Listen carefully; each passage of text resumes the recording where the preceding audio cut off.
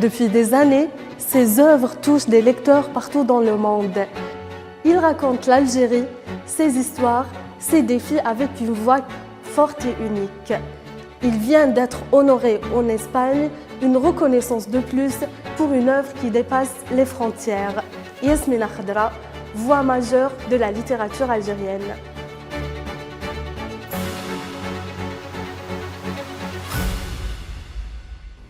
Bienvenue sur Al24 News. Aujourd'hui, nous avons le plaisir d'accueillir Yasmina Khadra, voix majeure de la littérature algérienne. Bonjour Yasmina Khadra. Ahlan wa sahlan. Merci d'avoir accepté notre invitation. C'est moi qui vous remercie d'être venu jusqu'à Oran pour moi. Donc, j'espère être à la hauteur de cet entretien. Monsieur Mohamed Moulsoul ou Yasmina Khadra, vous avez été récemment honoré en Espagne avec plusieurs prix littéraires, dont le Pepe Carvalho à Barcelone et le prix La Casa Mediterráneo décerné par la ville d'Alicante. Que représentent pour vous ces nouvelles distinctions? Tout d'abord, l'Espagne, c'est le pays qui me traduit le plus au monde. Il n'y a que 2 livres qui n'ont pas été traduits en espagnol. Et je suis traduit dans les 3 langues. Catalan, en valencienne et en espagnol standard. Oui. Et ce sont des prix qui me rassurent. Ce ne sont pas les premiers d'ailleurs. Oui. Depuis toujours, l'Espagne me consacre beaucoup d'intérêt. Et chaque fois que je suis en Espagne, c'est toute la presse qui parle de mes rencontres. Que ce soit la télé, la radio. Donc c'est le pays où je suis le mieux accueilli. Donc ça ne m'étonne pas du tout. Les Espagnols, ce sont peut-être mes lecteurs les plus prévenants. Monsieur Yasmina Khadra, vous avez été accueilli récemment par le président de la République, Monsieur Abdelmadjid Tebboune, au palais d'El Mouradia. Donc, que représente pour vous, on va dire, ce geste symbolique par l'État algérien? Oh, ce n'est pas un geste symbolique. Hein. C'est une rencontre qui ne relève pas du protocole. J'ai cru comprendre que c'était une rencontre sincère entre 2 Algériens qui pensent beaucoup à l'Algérie, qui essayent de voir ce pays s'en sortir contre vent et marée. Donc moi j'ai trouvé qu'elle dépassait un petit peu le cadre habituel, les réceptions habituelles que le président consacre à nos savants, à nos champions, à nos artistes et tout. Au contraire, il y avait une véritable fraternité, vraiment. J'ai été surpris par son regard. J'ai su tout de suite qu'il était heureux de me voir. Donc, on a passé un excellent moment. On a parlé. Ça a duré plus de 3 heures quand même. C'était une rencontre tête-à-tête qui a duré plus de 3 heures. On a parlé de l'Algérie, des projets de l'Algérie, des problèmes de l'Algérie. Moi, j'ai surtout insisté sur le côté culturel. Sur la nécessité pour nous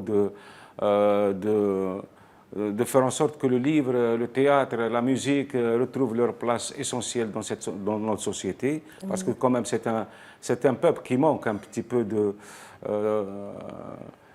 divertissement, d'ouverture sur la littérature et le théâtre. Donc c'était très important pour moi d'insister sur ce problème-là. Et vous avez remis une copie du roman Le Vertueux au président lors de l'audience. C'est symbolique. Hein?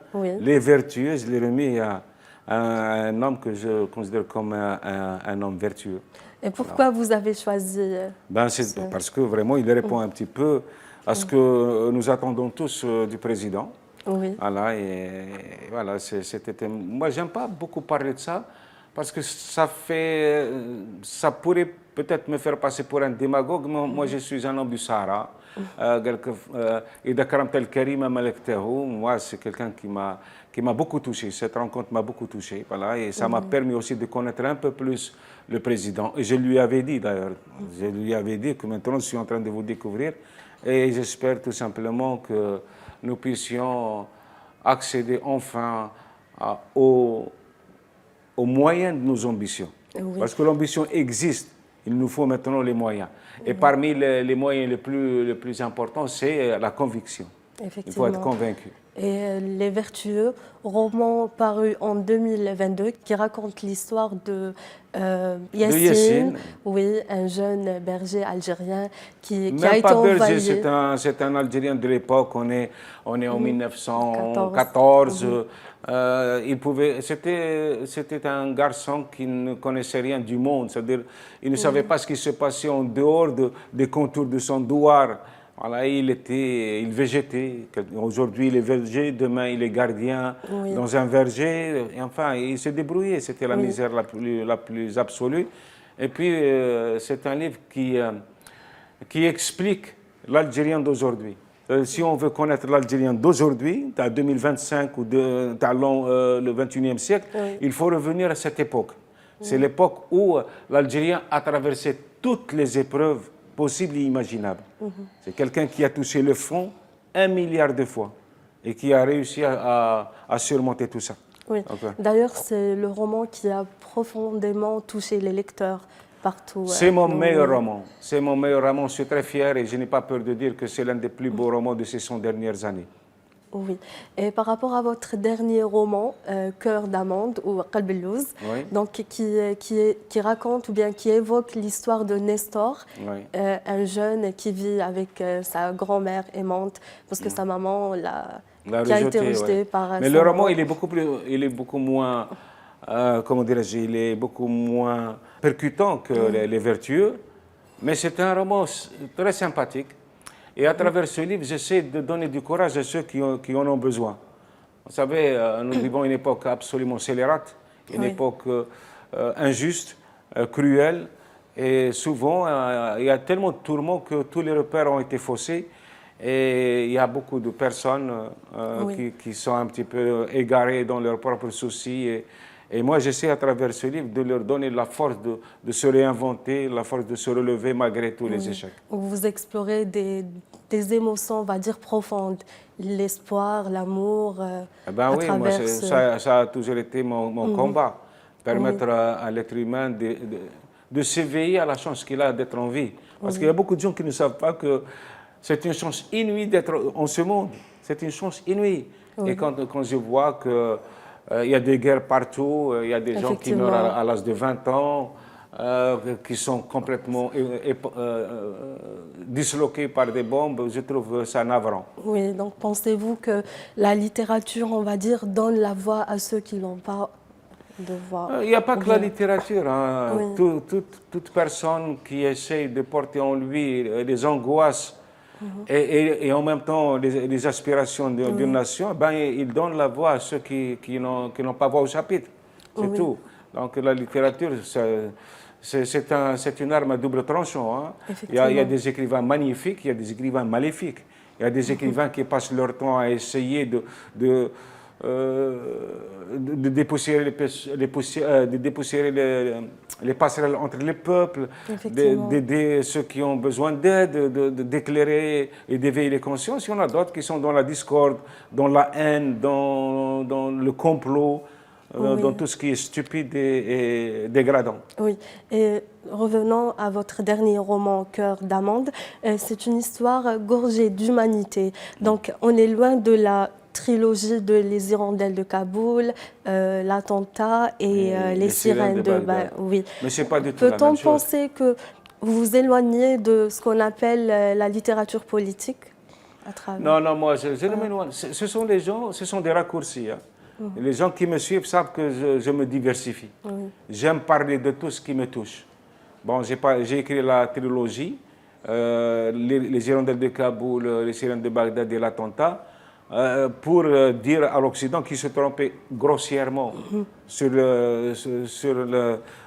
qu'il me connaissait outrageusement l'autre. Donc, mais j'ai écrit aussi sur l'Algérie. J'ai écrit sur l'amour, sur les clochards. Moi, je me diversifie. Oui. D'ailleurs, dans vos romans, vous voyagez souvent de l'Irak au Mexique, de l'Algérie au Cuba, de la France à l'Afghanistan. D'où vient cette envie d'itinérance, on va dire, dans vos écrits? Peut-être parce que je suis nomade. génétiquement, moi, je suis quelqu'un du Sahara, donc, et dans le Sahara, on nomadisait beaucoup. Et puis j'aime voyager, j'aime découvrir. J'ai fait plusieurs fois le tour du monde. Et puis chaque voyage me fait découvrir quelque chose. Et le roman, pour moi, c'est peut-être le meilleur moyen de transport. Oui. C'est un tapis volant qui nous emmène dans des contrées insoupçonnées et insoupçonnables. Et voilà, j'aime voyager et faire voyager mon lectorat avec. Voilà, c'est bien, non? Effectivement. Au lieu de s'enfermer dans une seule ville ou bien dans un seul pays. Et puis c'est aussi une façon pour moi de tester, de tester mon talent. Oui. Est-ce que je suis capable de sortir de l'Algérie, de parler du monde? Oui, maintenant je constate que je suis capable d'aller en Afghanistan et d'avoir du succès, d'aller au Mexique. Oui. Voilà. Effectivement. D'ailleurs, votre écriture est très imagée, presque cinématographique. Quand on lit vos phrases, on a l'impression de regarder un film. Ouais. Donc, comment travaillez-vous, on va dire, ce style, votre style, pour donner autant de couleurs et autant de force? Oui. Je crois que c'est algérien, c'est profondément algérien. Les Algériens, avant même de réfléchir, ils jugent par le regard. Oui. Pour eux, c'est tout ce qui saute, la première perception des choses, c'est ce qui saute aux yeux. Oui. Et puis, ce n'est qu'après que l'Algérien réfléchit un petit peu. Donc, moi, je travaille avec une caméra sur l'épaule. Je vois d'abord le décor, le paysage, la personne, j'entends les bruits, je crée cette atmosphère. Et puis, quand je suis parfaitement imprégné de tout ça, je commence à écrire. Oui. Et là, le style se construit par lui-même. Oui, et que représente pour vous, on va dire, le cinéma, le 7e art? J'adore le cinéma, voilà. Et puis, c'est une chance pour beaucoup de gens de voyager. Ce n'est pas tout le monde qui lit, malheureusement. Mais le cinéma, il compense un petit peu cet appauvrissement de la lecture dans le monde. Et après l'expérience avec Rachid Bouchareb en 2016, êtes-vous tenté, on va dire, par l'écriture de scénarios encore? J'ai déjà écrit deux scénarios. Oui. L'un pour les Américains, avec Forest Whitaker et Harvey Keitel et Luz Guzman. C'est un film qui s'est fait dans le New-Mexique. Et puis, j'ai écrit aussi, c'était Enemy Way, La voix de l'ennemi. Et puis, j'ai écrit aussi La route d'Istanbul. Avec Rachid. Avec en Rachid 2016. Bouchareb. Oui. J'ai aussi écrit pas mal de scénarios. J'ai travaillé des dialogues dans certains scénarios. Oui, j'aime beaucoup le cinéma. Oui. D'accord. Donc, vos romans, L'Attentat et Ce que le jour doit à la nuit, ont été adaptés au cinéma. Donc, comment évaluez-vous cette expérience de passage de l'écrit à l'image? C'est enrichissant. D'ailleurs, en passant du roman au scénario, ça m'a appris au moins une chose, l'économie. Oui.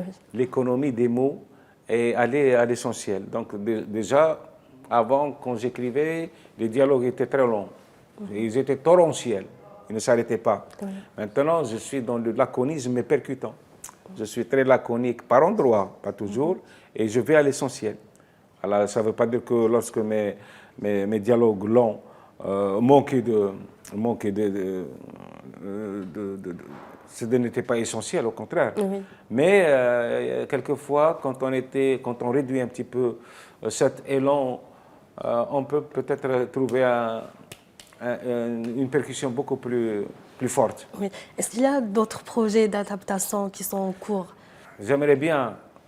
Vous savez, moi, je suis quelqu'un qui n'est pas toujours en odeur de sainteté en France.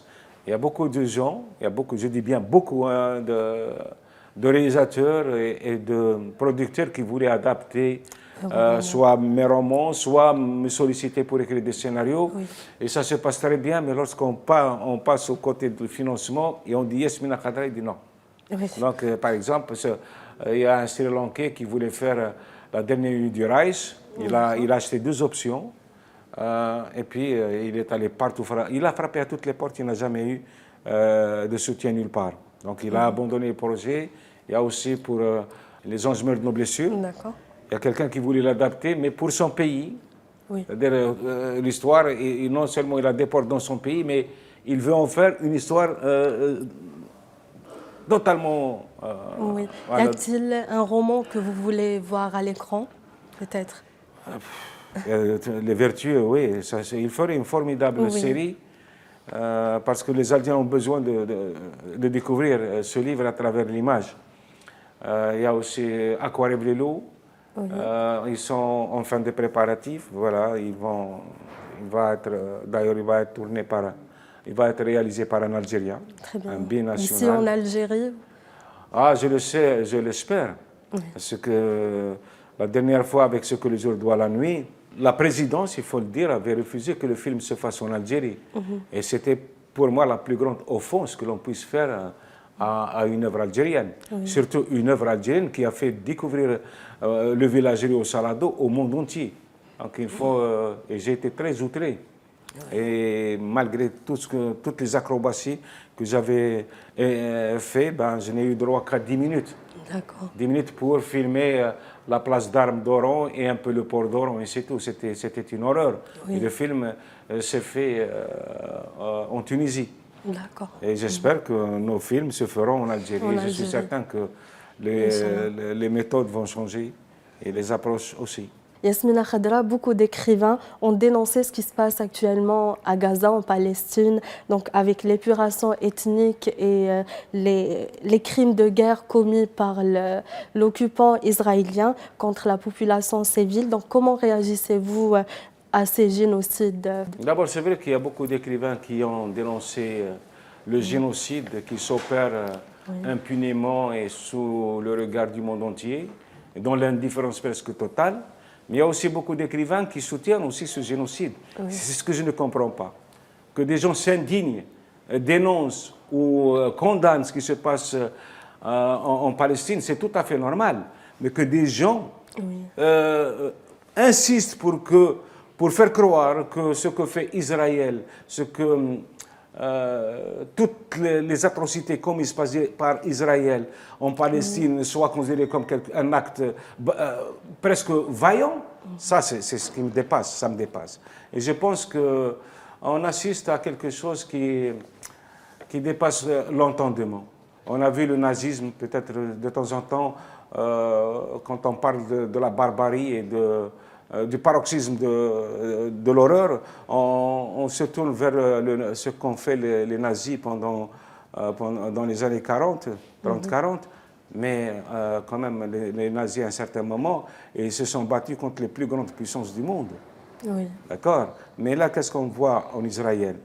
C'est une insulte pour le peuple juif. Ce qui se passe en Israël, c'est une insulte pour le peuple juif, parce qu'Israël est en train de massacrer le seul peuple qui a tout partagé avec les Juifs. C'est ce que je ne comprends pas. Et l'autre chose que je ne comprends pas, c'est le silence même des Juifs. Comment peuvent-ils accepter qu'au nom de la Shoah, qui est une véritable tragédie humaine, d'autres peuples subissent la même chose? Et surtout un peuple presque frère. Donc voilà, je trouve que l'armée israélienne a montré le vrai visage de la diablerie. Et puis je la considère comme l'armée la plus lâche que l'humanité ait connue depuis les troglodytes. Effectivement. Et est-ce que c'est possible de parler de la situation, ce qui se passe à Gaza, à l'étranger, on va dire, aux médias? Oui, bien sûr. En France, c'est très difficile. En France, c'est bizarre quand même. C'est le pays mythique des droits de l'homme. Mais justement, on met en prison des gens qui s'indignent seulement de ce qui se passe. Mais en Italie, les gens acceptent ce que je dis. J'ai parlé du génocide en Espagne aussi lorsque j'ai reçu les prix littéraires. Le seul journal qui s'est focalisé sur la question palestinienne, c'est la presse japonaise. Et elle m'a consacré 4 pages pour parler du génocide. J'ai eu aussi 4 pages en Argentine. Mais on a beaucoup de journalistes qui m'ont interpellé sur le sujet, qui n'ont jamais eu le courage de publier de poser cette leur question, texte. bien sûr. Voilà. Il y en avait même qui me disaient, on va parler du roman, mais ne me parlez pas de la Palestine. Voilà. Et ça, Ce qui fait que je passe pour quelqu'un qui ne dit rien, alors que je suis empêché de dire des choses. Alors, croyez-vous au pouvoir de la littérature donc, pour changer les choses dans un monde de plus en plus complexe aujourd'hui? La littérature ne peut pas changer le monde. Si le monde voudrait changer, il faut que l'humanité accède enfin à la maturité et que l'être humain comprenne qu'il n'y a pas plus précieux que la vie. Et sa vie, elle vaut toutes les causes. Elle est supérieure à toutes les causes. Elle prime toutes les causes. Mais la littérature, elle peut peut-être aider à changer quelques mentalités, peut-être à libérer quelques esprits, à soutenir des mouvements salutaires. Voilà, mais son influence, elle est très limitée. Oui. Et que peut faire la littérature face au rouleau compresseur du mensonge, de l'islamophobie, de la haine raciale et des violences, on va dire? Écoutez, ça dépend des peuples. Oui. Il y a des peuples qui acceptent qu'on leur monte. Voilà, comme en France, par exemple, je suis étonné de voir que le peuple est consentant. Chaque jour, on lui raconte des choses stupides. L'islamophobie, c'est la pure stupidité quand même. Et les gens adhèrent à ces discours, alors que le vrai problème français n'a rien à voir ni avec l'islam, ni avec l'Algérie. Ce sont des diversions, l'islam et l'Algérie, ce sont de grossières diversions.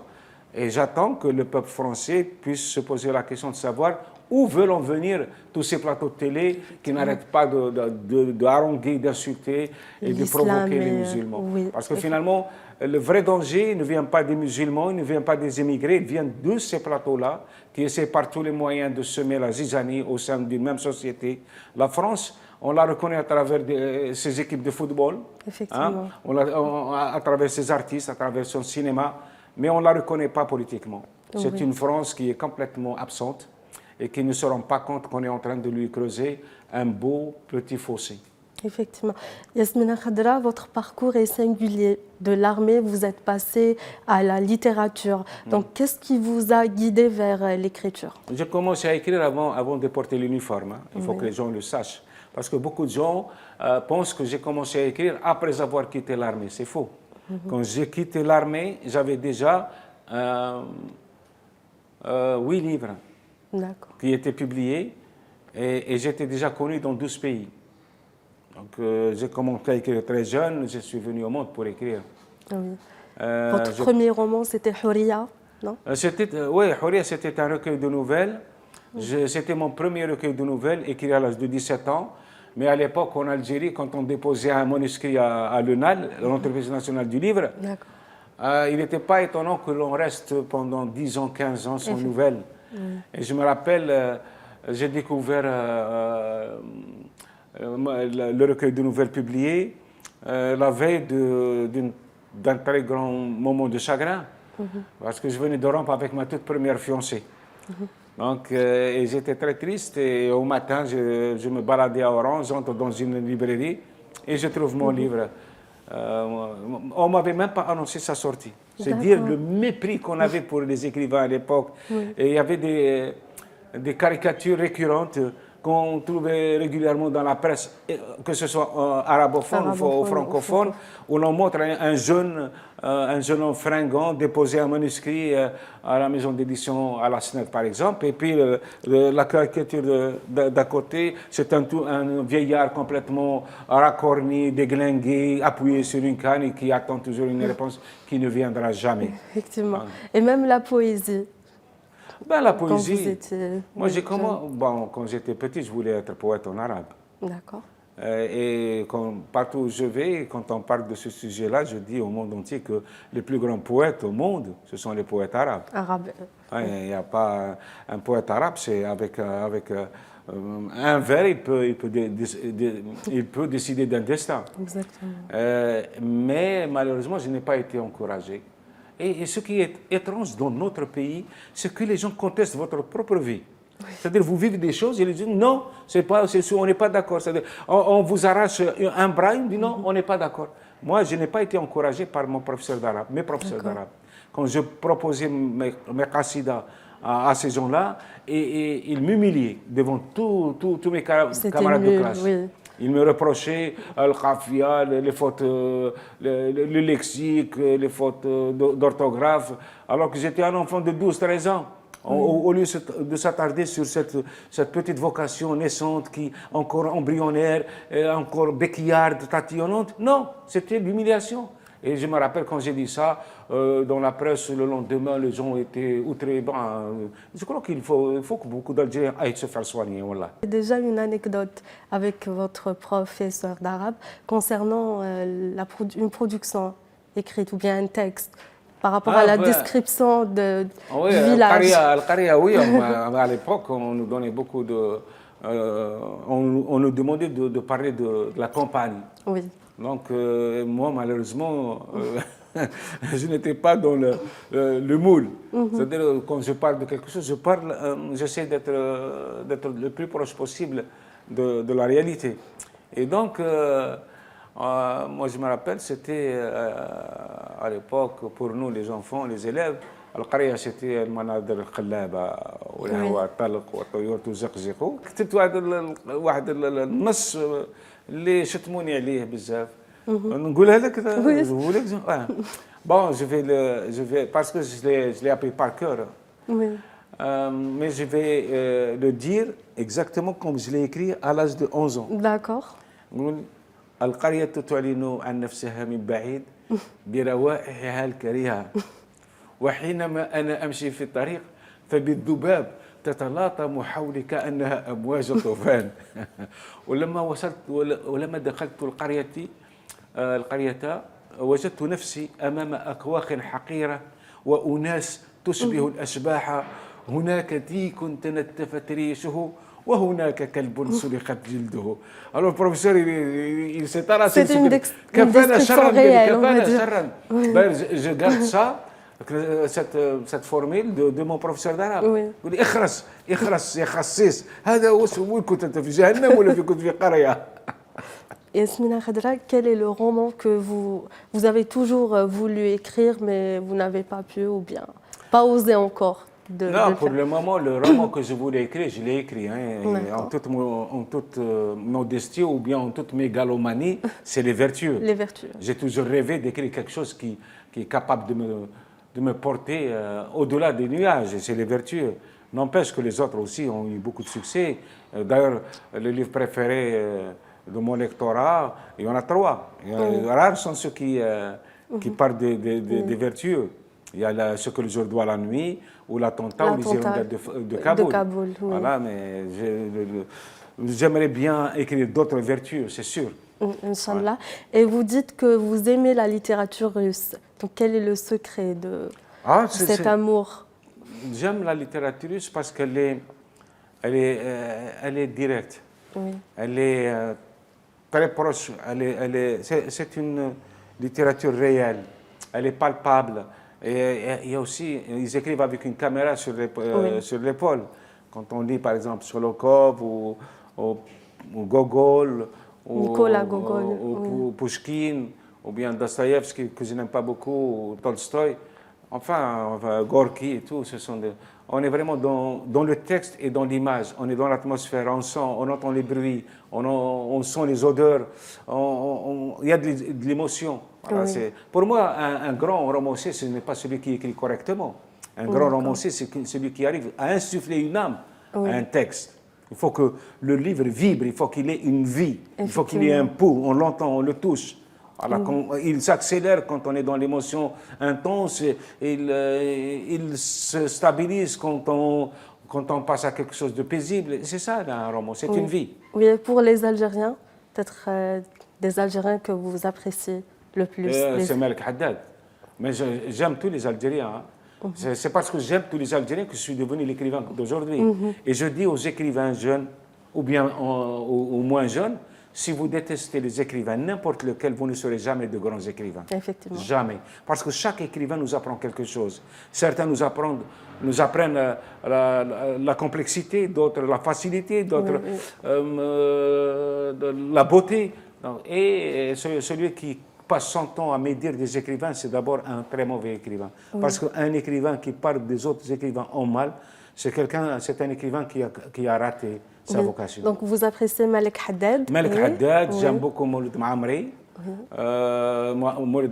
Mouloud Faraoun aussi, Mohamed Dib, Assir Djebbar, en arabe, Ben Haddouga, Reda Houhou, El Khalifa, bon, ce sont des poètes, ou la Moufdi Zakaria. Pour moi, c'était la générosité littéraire algérienne. Il fallait que je me dilue, il fallait que je la prenne à bras le corps, que je l'embrasse, et que voilà, c'est elle qui m'a donné le courage de croire que nous sommes capables de dire le monde. Voilà, s'il n'y avait pas de grands auteurs, j'aurais été complexé, je n'aurais pas osé faire ce que j'ai fait aujourd'hui. Oui. Et aujourd'hui, si on parle de l'intelligence artificielle, donc est-ce que vous pensez que l'intelligence artificielle est une chance ou une menace pour la littérature? C'est comme la littérature, comme le cholestérol, il y a le bon, il y a le mauvais. D'accord? L'intelligence artificielle, quand elle s'opère dans la technologie ou dans la médecine, c'est fantastique. Mais quelquefois, même dans la technologie, elle devient très, très brutale, elle est capable de détruire la planète. Mais quand elle s'immisce dans les affaires de la créativité artistique et littéraire, elle devient un danger. Aujourd'hui, il y a beaucoup de journalistes qui écrivent, parce qu'on voit leur style changer brutalement. Ils écrivaient avec beaucoup de fautes, beaucoup d'incomplétude, de maladresse, et d'un seul coup, c'est fluide. Mais c'est fluide, mais il n'y a pas d'émotion.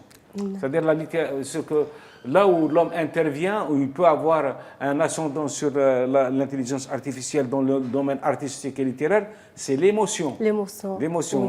Moi, je ne pense pas que l'intelligence artificielle puisse faire une très belle poésie ou un roman très émouvant. Il peut raconter une histoire avec beaucoup de justesse, mais pas avec suffisamment d'émotion. D'émotion, effectivement.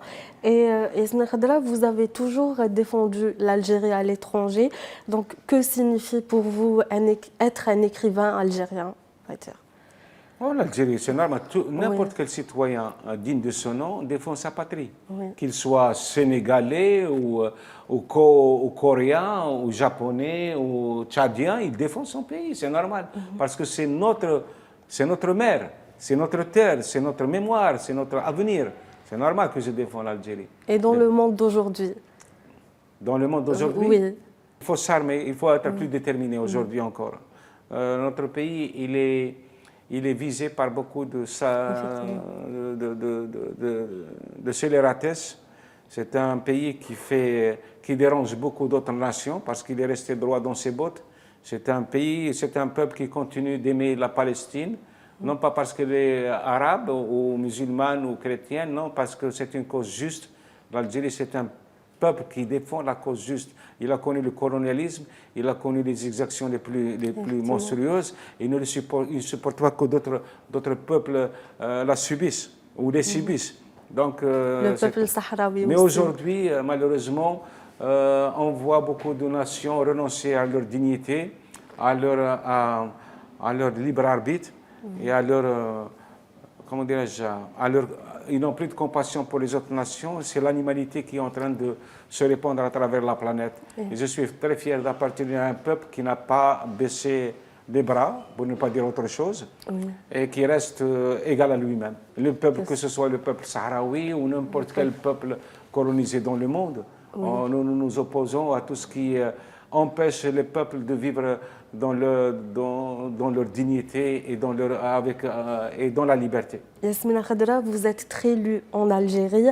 Donc, quel lien avez-vous avec votre public algérien, notamment la jeunesse, on va dire? C'est le même lien que j'ai avec tout mon lectorat. D'accord.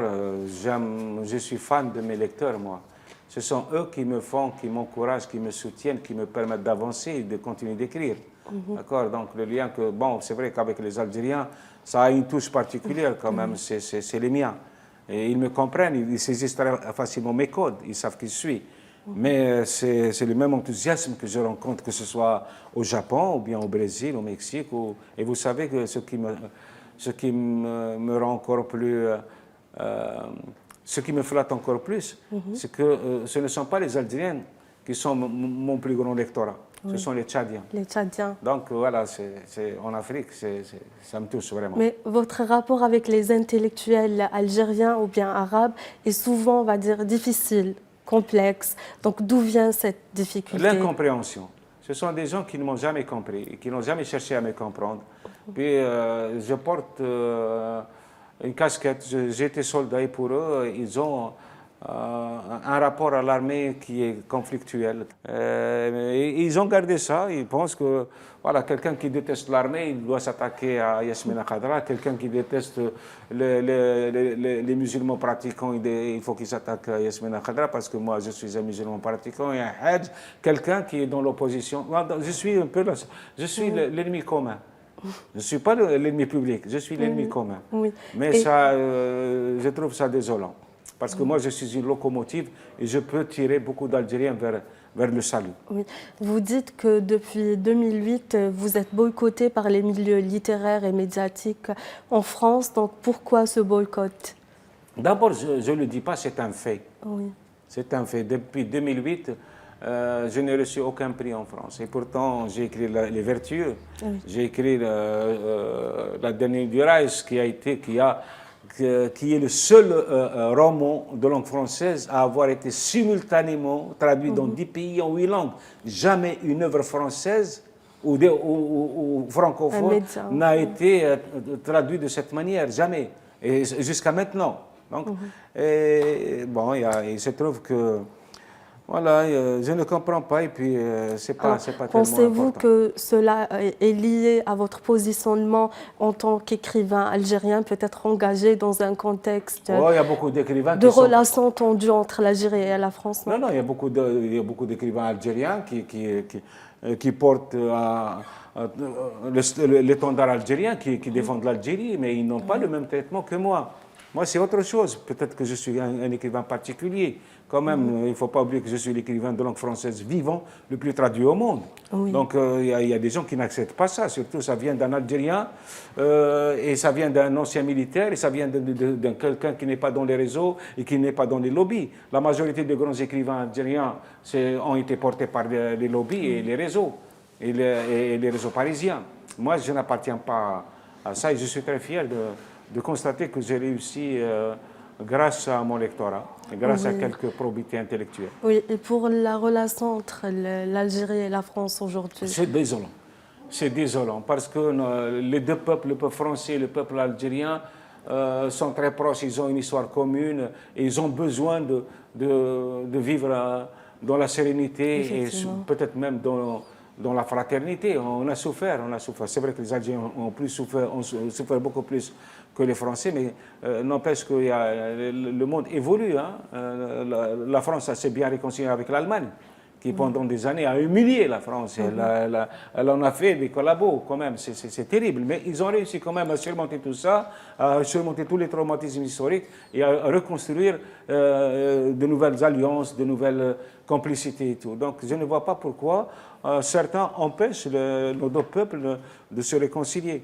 Et généralement, c'est l'État français qui fait de la provocation, ce n'est pas l'État algérien. Oui, effectivement. Il faut arrêter moi, j'entends des gens, surtout de gros imbéciles, qui disent que, par exemple, l'Algérie essaie de piéger la France. En quoi elle essaie de piéger? Non, on a tellement de problèmes. Il faudrait d'abord qu'on règle nos problèmes avant de s'attaquer aux problèmes des autres pays.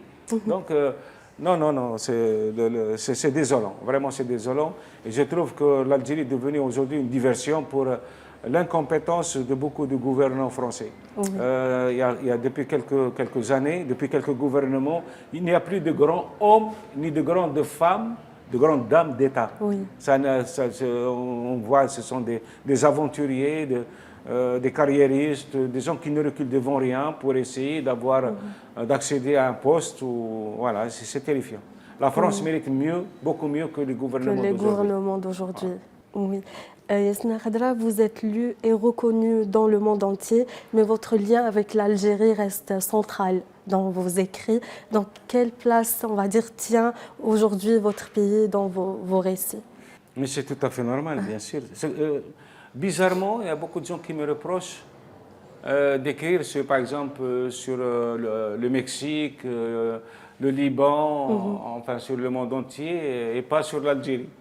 Ils me disent, oui, pourquoi vous n'avez jamais consacré de livres à l'Algérie alors que la majorité de mes livres sont consacrés justement à l'Algérie. C'est mon personnage principal et c'est aussi ma préoccupation numéro une. Oui. Et puis, concernant le rapport que j'ai avec les intellectuels algériens, ça dépend. Il y a des gens qui sont assez respectueux, d'autres pas. Il y a des gens qui me lisent et d'autres pas. Le plus important, c'est de continuer d'écrire. Personne au monde ne fait l'unanimité. Oui. Vous pouvez trouver n'importe quel artiste ou n'importe quel génie, savant, écrivain. Oui. Il a toujours des contestataires, il y a des détracteurs. C'est dans l'équilibre des choses. Oui. Si le bien existe, c'est pour permettre au mal d'exister aussi. Voilà. C'est vrai. Yasmina Khadra, vous dites que vous êtes un Algérien qui écrit en français. Donc, les valeurs algériennes sont toujours présentes dans vos écrits. Mais quel est votre rapport avec la langue française? Pour moi, la langue, c'est un outil. Et je l'ai toujours dit, la littérature n'a rien à voir avec la langue. La langue, c'est un mode d'expression. La littérature repose sur le ton, sur le verbe. Voilà, c'est le style. Voilà, j'écris en français, mais j'écris comme un Algérien. Voilà, à travers ma littérature, ma langue française. Ma langue française est traversée par les émotions, la sensibilité, la poésie algérienne. Enfin, tous mes repères se rejoignent. Tous mes repères d'Algérien se rejoignent de cette langue. Oui. Et ceux qui me lisent en langue française apprécient beaucoup parce que ça apporte une touche particulière, une saveur, une empreinte, on voilà. va dire. Vous dites que vous avez ouvert les portes de la littérature algérienne au monde, mais certains vous ont fait le reproche de l'avoir dit, donc soulignant qu'il existe d'autres écrivains qui ont déjà fait ça. Donc, que répondez-vous Moi, quand j'ai dit ça, je pensais insuffler un enthousiasme aux jeunes écrivains. Donc, lorsque nous avons eu nos premiers champions du monde en athlétisme, ça a incité beaucoup de jeunes à aller faire de l'athlétisme. Quand on a eu des médailles d'or dans la boxe, ça a incité beaucoup de jeunes d'aller faire de la boxe. Donc, quand je dis que j'ai ouvert le monde à la littérature algérienne, ça pouvait inciter beaucoup de jeunes à épouser cette vocation merveilleuse qui est la littérature. Et puis, c'est une réalité. Ça ne veut pas dire que j'ai atomisé les autres écrivains. Citez-moi un seul écrivain algérien qui a un lectorat en Arménie, au Bangladesh, qui a été consacré au Bangladesh, qui a un club fan en Afghanistan et au Pakistan, au Mexique, au Brésil, un peu partout. Ça n'existe pas. Ça n'existe pas. Quand je dis que j'ai ouvert la littérature algérienne au monde, c'est une vérité. Et ils ne peuvent rien contre ça. À l'université de Tokyo, il y a la branche littérature algérienne. Moi, quand j'étais au Centre culturel algérien à Paris, j'ai reçu une délégation du Japon. Et cette délégation était venue, plein d'enthousiasme, m'annoncer que grâce à mes livres, on a ouvert une branche littérature algérienne à l'université de Tokyo. C'était merveilleux. Oui. Un autre universitaire est venu à Alger pour annoncer la même chose. Il a été reçu par des Algériens, par des intellectuels, des écrivains et tout. Il s'attendait à ça, parce qu'il certainement il avait parlé avant. Donc, il a été piégé. Il a été invité à un dîner, ou je ne sais pas, une collation. Et au moment même où il a annoncé que, grâce à Yasmina Khadra, on a ouvert une branche littérature algérienne à l'université de Tokyo, il pensait que ça allait enflammer. Vous faire plaisir, voilà, ça allait flatter les Algériens. Eh ben, il y a eu un silence de plomb. Le bonhomme, il n'a pas compris qu'est-ce qui s'est passé. Est-ce que j'ai dit une bêtise? Puis il dit, mais vous n'êtes pas au courant. Mais ce n'est même pas lui qui écrit ses livres. Ce bonhomme, il n'écrit pas ses livres, c'est l'armée qui écrit ses livres. Et puis, il a fait la guerre contre des innocents. C'est un militaire.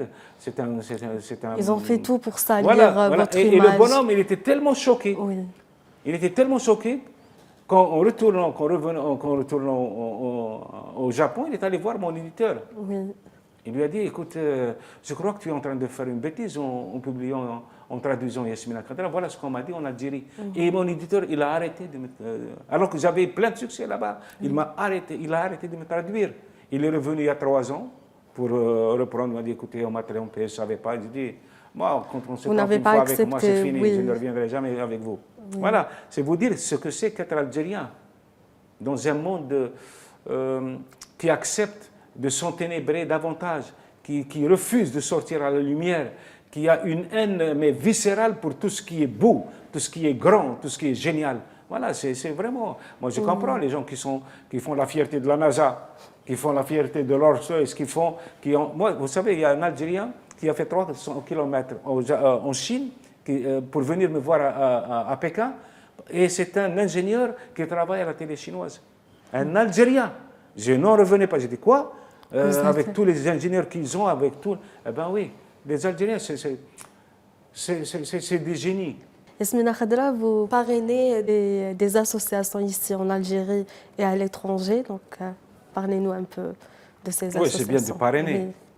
Oui. Je parraine, je suis président d'honneur de pas mal d'associations, que ce soit en Europe ou en Algérie. J'aime apporter un peu de mon soutien à des gens qui travaillent dans l'anonymat. Vous savez, il y a beaucoup de gens qui œuvrent, qui se dépensent comme c'est pas possible, et personne n'en parle en Algérie. On parle uniquement de ceux qui sont à la tête d'associations pour se donner une visibilité. Alors que ceux qui s'engagent véritablement aux côtés des handicapés, des gens, des nécessiteux, on ne les voit jamais. Donc moi, je les soutiens, et j'ai l'honneur aussi d'être le président d'honneur du club de Sidi Moussa. C'est un club de nageurs, de natation. Ici, à Oran. Oui, à Oran. Il a été fondé par mon beau-père, M. Mohamed Ben Aboura. Et nous avons donné des champions du monde. On a donné des champions du monde. C'est un club qui se spécialise dans le tir subaquatique. C'est-à-dire on tire sur des cibles sous l'eau. Et on a eu plusieurs médailles d'or, des médailles d'argent. On a même maintenant une dame qui est médecin. Elle a 62 ans et elle est championne du monde. Alors c'est bien. Il faut aller chercher le talent algérien. Il ne faut pas l'attendre. Il y a un talent fou en Algérie. J'étais directeur du centre culturel algérien et à l'époque, on était le centre culturel étranger le plus actif de France. Non pas parce que moi j'étais très dynamique, mais parce que l'offre était importante. On organisait jusqu'à 4 événements par semaine, alors que dans les autres centres culturels étrangers, il y avait une manifestation tous les 2 semaines ou tous les mois. Il n'y a pas d'activité. Voilà. Pourquoi? Parce qu'il y a un talent fou. Ce talent, il crie. Il est en train de crier sur les toits partout. Et je suis là. Profitez de ma générosité. Et si on n'arrive pas à aider ce talent d'émerger, c'est le marasme qui finira par nous enterrer. Et c'est pour ça que je me bats. Je veux que les Algériens renouent avec la générosité artistique, intellectuelle, universitaire. Et encourager les jeunes artistes dans tous les domaines culturels. Il faut les moyens. Oui. Encourager ne suffit pas. Il faut vraiment que l'État s'intéresse à nos génies et à nos talents. Oui. Moi, j'ai vu, par exemple, des commentaires. Il y a des journalistes comme vous à la télé qui proposent de jeunes talents. Effectivement. Voilà. Et dans les commentaires, on insulte ces jeunes talents. Regardez à quoi est confronté le talent en Algérie. C'est-à-dire il y a des gens qui n'ont rien à faire. Il y a un jeune poète ou un jeune peintre qui propose un peu de sa créativité, et qu'est-ce qu'on lit dans les commentaires? Uniquement des imbécilités. Alors, vous imaginez ce talent qui n'est pas soutenu par l'État et qui est livré à ceux qui n'ont absolument rien à donner, à part leur amertume et leur aigreur et leur noirceur. Donc, moi, je demande à ce que l'État, surtout le ministre de la Culture, qu'il s'occupe de la culture, véritablement. Il faut qu'il aille à Tamanrasset chercher le talent chez les Touaregs. Il est cherché au fin fond de la Kabylie, dans la Sahara, dans les oasis, un peu partout, parce que ça existe. Et ce sont ces gens-là qui forment une nation. Ce ne sont pas les politiques qui forment une nation, ce sont les intellectuels, ce sont les artistes, ce sont les champions, les athlètes, ce sont ces gens-là qui enthousiasment les jeunes et qui leur donnent la force de croire dans leur pays. Yasmina Khadra, y a-t-il sûrement un roman en chantier? Moi, j'écris plusieurs romans en même temps. Vous allez sur mon ordinateur, il y a 3 ou 4 romans qui attendent d'être finis. Mais j'ai un recueil de nouvelles qui est fini. Mais je préfère ne rien produire cette année, ni peut-être même l'année prochaine, parce que j'ai besoin de me reposer. Et puis j'ai constaté quand même qu'il y a trop d'animosité et d'hostilité autour de ma création en France. À titre d'exemple, Morituri, c'est une réécriture. J'ai passé 2 ans à réécrire ce roman qui m'a fait connaître dans le monde entier. Il est sorti, ça fait 50 jours, il n'y a pas un seul mot dans la presse écrite, pas un mot à la radio et pas un mot à la télé. Et ça me chagrine beaucoup et je préfère me soustraire à cette influence néfaste. Je préfère me retirer un petit peu et me reposer et aller à la rencontre de ceux que j'aime et qui m'apprécient. Inch'Allah, merci beaucoup. Merci infiniment, Yasmina Khadra, pour votre présence, pour l'amour que vous avez partagé avec nous et pour vos éclairages. Merci beaucoup. C'est moi qui vous remercie. Je m'excuse si, parce que j'ai été avec des journalistes dernièrement, ils m'ont épuisé. Donc, mon énergie a beaucoup payé pour cet entretien. Et merci à vous, nos chers téléspectateurs, de nous avoir suivis sur Al 24 News. À très bientôt.